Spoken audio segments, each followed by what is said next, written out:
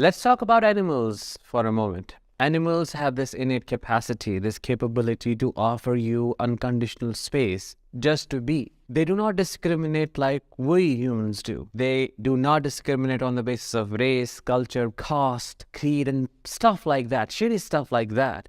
They just accept you as you are, which is why a part of me thinks we don't deserve them, because they have to offer what we don't. They understand you without your need to express yourself in words. They just get what you are going through and they offer that support without asking. Now that is a great thing. I would say that is a blessing from God, from universe, from whatever it is that you believe in, to us human beings. But a narcissist, as monstrous as they are, they don't even leave these poor creatures alone. They weaponize this capability of animals to offer unconditional support and abuse them and escape with their abuse. That is why it is so sad, and that's why I'm going to talk about this subject, this topic today. Hi, I am Danish, a narcissistic abuse recovery professional.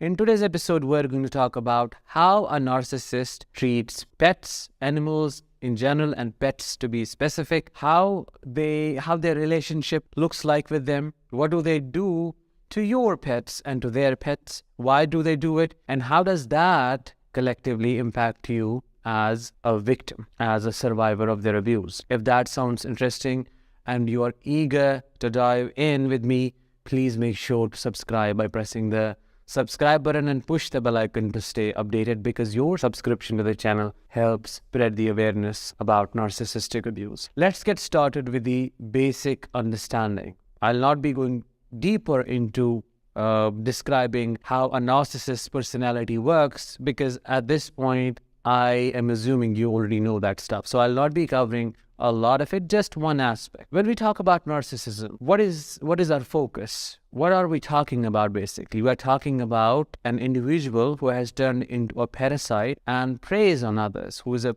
predator, uses other people's other things, other creatures' weaknesses against them to inflate their ego, stroke their ego, feel entitled, expand their grandiosity, and think they're on top of the world. They're above everything else and everyone else. This is what these poor creatures get victimized by. When a narcissist interacts with animals, it's always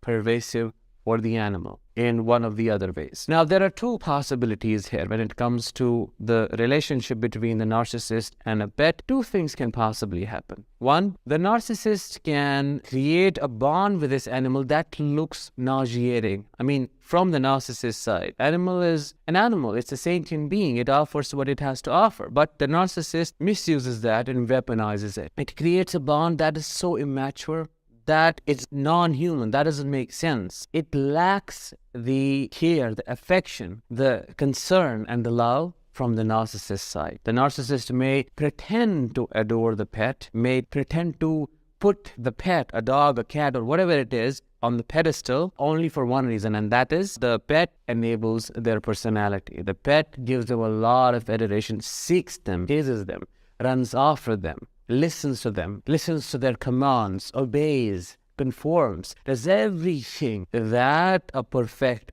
and an ideal supply would do, that a narcissist would expect from an ideal supply, because the pet behaves exactly the way its owner demands. The picture of the animal that comes to my mind while we're talking about these dynamics is a dog. You can simply think of a dog, think of all the capabilities that a dog has, all the things that a dog has to offer, and how a narcissist can use that. Where it gets painful is when the pet deviates from the set path, because it's an animal. It doesn't know when to do what.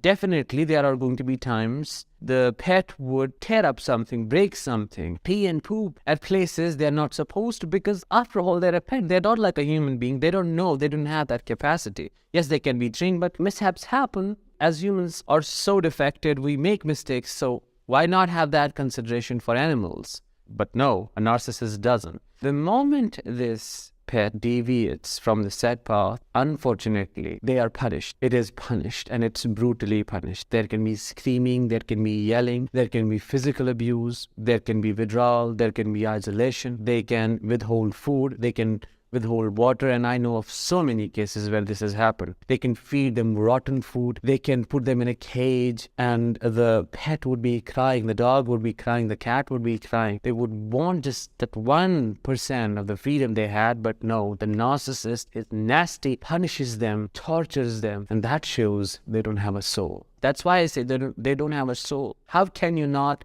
have empathy for a poor creature who needs it, who seeks it? Why do you intentionally punish it just because it didn't do what you wanted it to do? How would it do when it doesn't have that capacity? That's why I say it's very immature. So the narcissist wants the chase, but of course doesn't want the difficulties, the issues that you face when you have a pet. When you get a pet, you have to be prepared for that. But no, the narcissist is quite tunneled in their perception, in their views, because they're quite rigid and they expect this pet, this dog, this cat to behave a certain way. And the moment they don't, they're devalued and probably discarded as well. They might even put them down. They might send them to a shelter. Who knows? That is all possible. So that is one possibility. The other possibility is when it is not their own pet, they hate animals, it's your pet. You step into a relationship with them and you bring in a cat with you or a dog with you. Now, this is something that a human being, any human being who has empathy can respect, even if they don't agree with it, even if they don't like it, they can, because in a relationship, what is the biggest driver? What keeps us going? Compromise. We have to compromise. If you compromise a little bit, they have to compromise a little as well. So you both can go along. But no, that doesn't happen. Unfortunately, and this is so painful to say, and this is soul shattering, they abuse your pet, and they brutally do so. There can be physical abuse, there can be torture. They would pressure you, abuse you, and want you to put this pet in a shelter because they're having an issue. They're having an allergy attack out of nowhere. They are having this problem and that problem, and this pet is not behaving correctly, and it's exactly like you, and you are an improper human being for having a dog, and you cannot have a cat. Cats are wild and cats are narcissistic. I mean, think of all the reasons, think of all the things they can say and do, and of course, all of that would happen. So ultimately, this poor cat, either I have heard of cases, and let me know if this is what you have experienced as well. I have heard of cases where the cat or the dog was killed by the narcissist, was killed, or the person whose pet it was, they were forced to put the pet in a shelter or put it down because they were left no other option. So that is very painful. These are the two possibilities. But just understand that they never have a connection with anything that is outside of them. They can never experience the empathy that the animal has to offer. One more aspect that I get reminded of while talking about this is the jealousy. They feel extremely jealous when this pet approaches you, adores you, hugs you, gives you licks, kisses, all of those things, that the cute things these sentient beings, these creatures do. And what happens? They get jealous, and out of that jealousy, out of that immaturity, they harm the pet. They stop you from holding the pet. They stop your time with the pet. They keep the pet maybe out of the house, even if it is cold. They don't care. They want to punish it because how dare the dog take the attention from you when all of it is theirs? How could you have a dog? How could you attend the dog? How could you abandon them for the pet? These are the things that I get here from my clients, and it's awful. It's awful to say at least. Have you experienced this? I would like to know about your experiences. Please drop them in comments below and let me know what it has been like for you. I'm reminded of many times I personally, unfortunately, happened to experience this, but I'll share one of those experiences. So I have a cat, and by the way, all of you have been seeing some glimpses of my cats here and there, which I really enjoy. I really enjoy their presence. So I have a cat called Bella, and when I got her, back then at that time, I hadn't fully left my home. I hadn't fully left my parents. Both of them are, by the way, narcissists of different kinds. So it is impossible to keep the cat, under surveillance and supervision all the time, because it's a cat. It's going to jump, it's going to play, it's going to go away, it's going to run. It was a big house. So sometimes I would be busy doing something, and then she would be playing downstairs or somewhere. So one fine day, after doing a couple of sessions, I came down, and what I saw broke my heart, because I saw that she was limping. When she runs and jumps and she has that powerful capability. She's, and energy bubbles. She just bursts all the time, but she never limps because she knows how to walk, how to jump. She knows the territory. And at that moment, I realized something wrong has happened. And ultimately, another family member told me that my father had thrown something heavy at her and it hit her leg. And that is like when I lost it. And he used to do that a lot with my previous cats, with my chickens. I mean, there was so much abuse these beings had to go through, unfortunately.